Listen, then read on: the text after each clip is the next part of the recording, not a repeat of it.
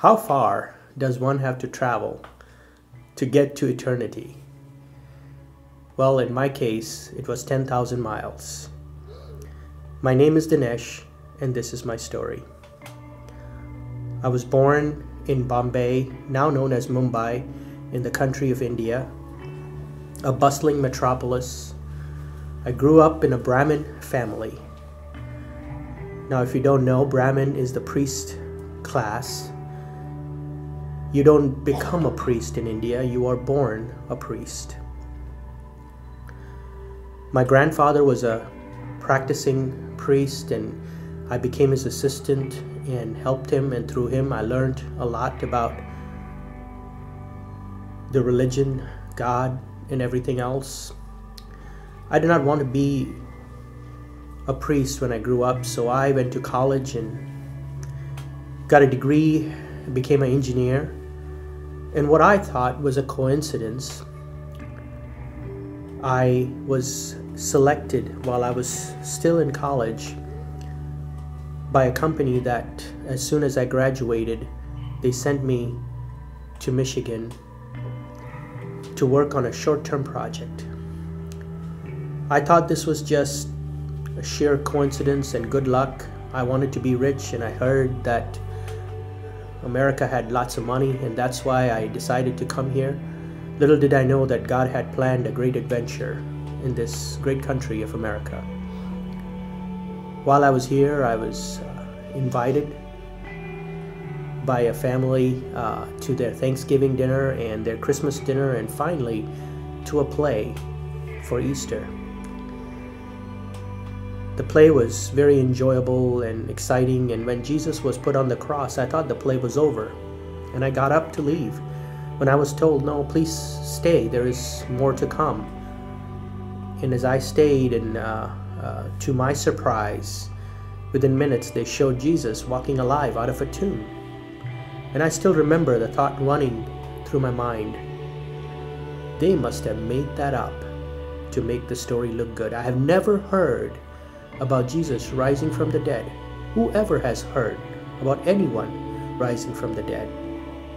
I was told by the people who had taken me to the play that in the Bible it did talk about Jesus being risen from the dead, and many witnesses who saw him, and that piqued my curiosity.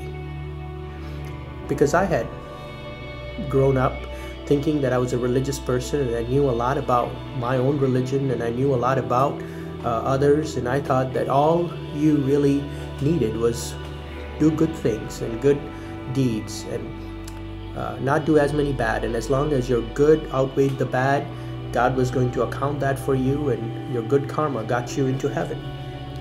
I was very surprised by what I did not know about Christianity, so I decided that I was going to explore it, that as an educated religious person, I needed to know what other faiths believed in.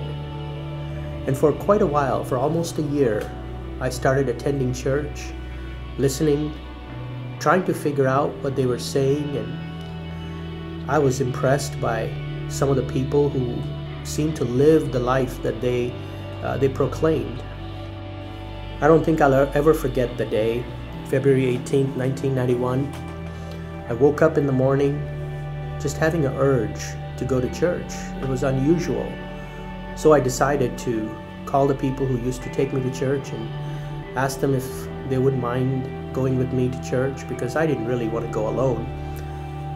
On that day, I don't remember or recall anything that the preacher said. All I remember is that as when he was done, he decided that it was time for prayer, and he asked everybody to close their eyes and asked a very strange question. He asked everyone if they knew that they were going to go to heaven.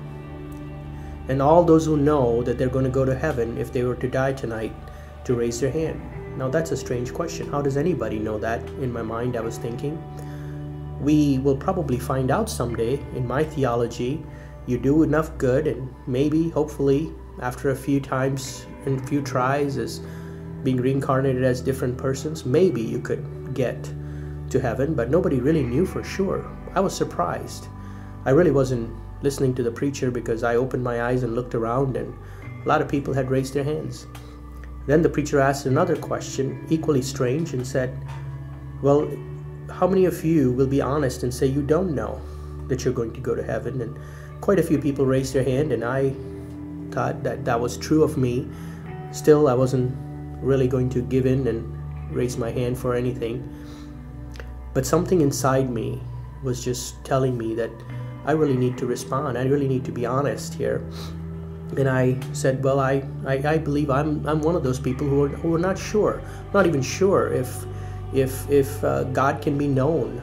To me, God was a theory, abstract being, something not real, not personal. But that day I heard that Jesus was God's revelation to man. He came, He died for us, and He rose again. And if anyone believes in Him, he shall have eternal life. Those words sort of seemed strange, yet very strangely comforting. So I decided that day that I would pray. But I didn't want to go down and pray with the preacher, but I decided to do it anyways at the urging of some people. And I remember praying with my eyes open and saying, Jesus, if this is really real, I want you. If God can be known personally, if He's not just an abstract theory, not a glob in the sky, that something that we have to figure out, but someone who has revealed Himself and someone who loves us, who is separate from His creation, then I want to know Him. And something changed. I went back home knowing something had changed, but not quite sure. The next day I woke up and I knew that Jesus was real. The scales from my eyes had fallen off, it seemed.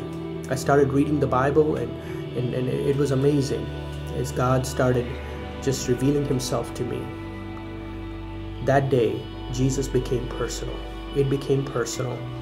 God was no longer an abstract theory. It wasn't on my own good deeds and my good karma that I was going to achieve salvation. I realized that there is nothing we can do good enough to come to know God. Just as someone has said, one bad egg ruins the whole omelet. One sin, one thing, and we can't stand before a holy God. That's why we need Jesus. My life changed that day. Little did I know that I was not going to just come to know Jesus, but I felt that I needed to share this with others, and I started being drawn to the ministry, and here I am, telling others about Jesus. I came 10,000 miles to find better life. Instead, I found eternal life.